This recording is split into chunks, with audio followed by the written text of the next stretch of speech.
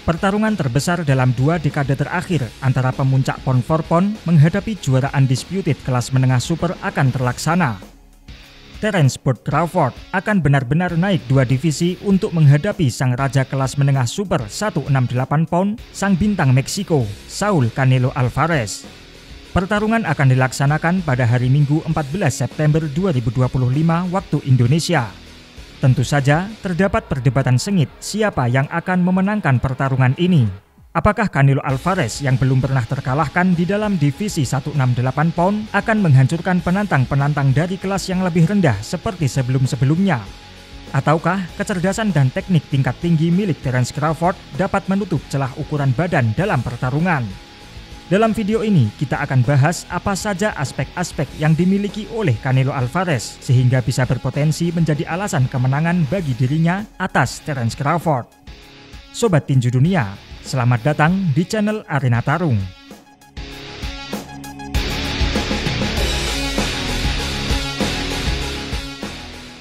Divisi-divisi dalam tinju ada karena sebuah alasan. Saat menghadapi Canelo Alvarez, Terence Crawford akan naik 2 divisi, dari divisi welter super 154 pound langsung menuju kelas menengah super 168 pound, melompati divisi kelas menengah 160 pound.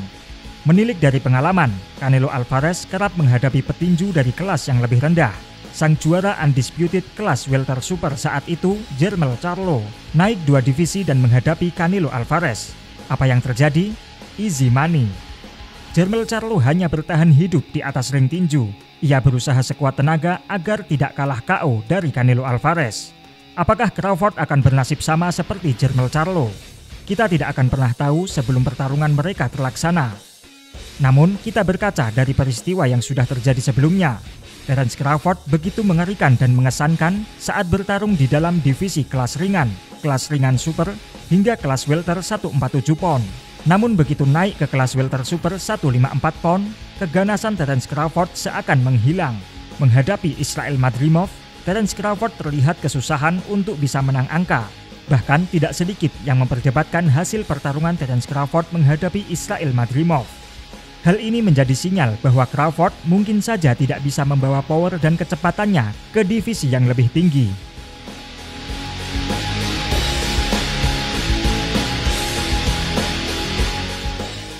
Aspek kedua dalam pertarungan Canelo versus Crawford yang bisa menguntungkan Canelo adalah ukuran tubuh. Ukuran tubuh memang menjadi sorotan penting dalam duel kali ini. Banyak pihak berpendapat bahwa Crawford tidak memiliki ukuran tubuh ideal untuk bertarung dalam divisi kelas menengah super 168 pound. Meski demikian, Crawford mengejutkan publik dengan ukuran tubuhnya saat melakukan face-off dengan Canelo Alvarez. Crawford saat ini memiliki tubuh yang besar dan memiliki jangkauan yang melebihi Canelo Alvarez. Perdebatan soal ukuran badan pun menjadi semakin menarik untuk diikuti. Apakah dengan massa otot yang bertambah secara instan dalam waktu yang tidak terlalu lama dan di usia 37 tahun akan baik bagi Terence Crawford?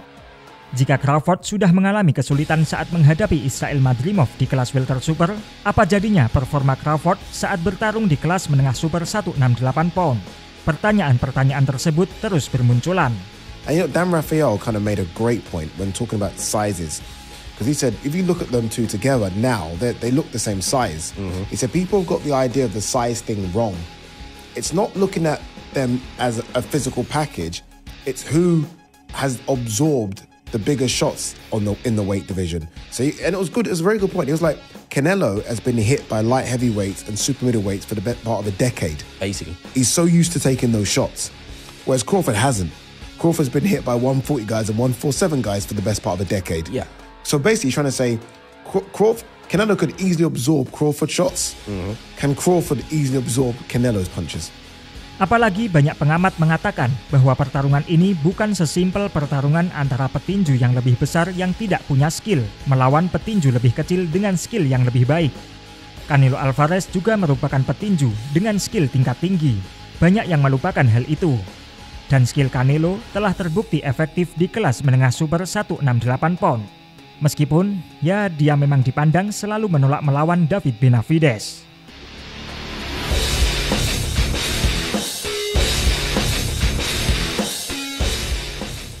Aspek selanjutnya yang bisa menjadi faktor penentu kemenangan Canelo adalah ketahanan dan power pukulan.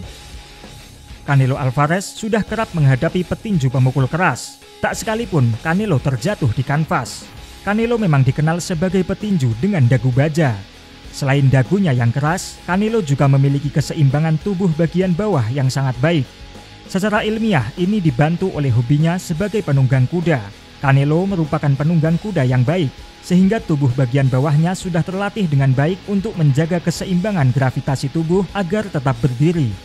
Jika pukulan Gennady Golovkin saja tak membuat Canelo terjatuh, maka sulit membayangkan Crawford bisa membuat Canelo merasa waspada dengan power pukulan yang ia miliki.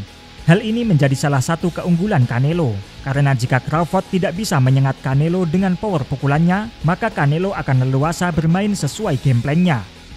Canelo akan bermain lebih menekan tanpa takut menerima pukulan-pukulan dari Terence Crawford. Namun akan berbeda jika Crawford mampu menyengat Canelo dengan power pukulan yang ia bawa ke kelas menengah super 168 pound. Hal yang sebaliknya juga berlaku bagi Terence Crawford.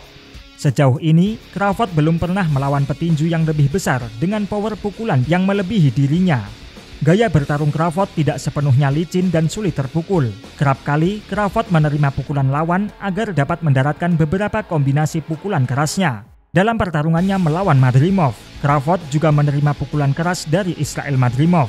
Kita masih belum tahu bagaimana hasilnya jika Canelo dapat mendaratkan pukulan keras ke arah Terence Crawford. Namun secara logika, Canelo lebih berpotensi melukai Terence Crawford jika Canelo bisa mendaratkan pukulan bersih pada Terence Crawford.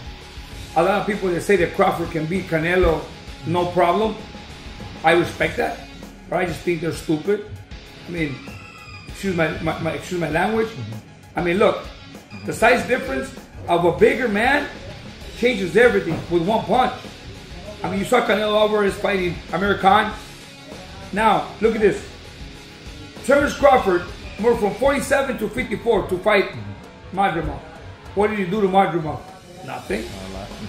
Okay, Madrimov was a 54-pounder. Now, to move up to 168, that's 2 more divisions. Canelo Alvarez will take any punch from Crawford, but I don't think Crawford will take any punches from Canelo.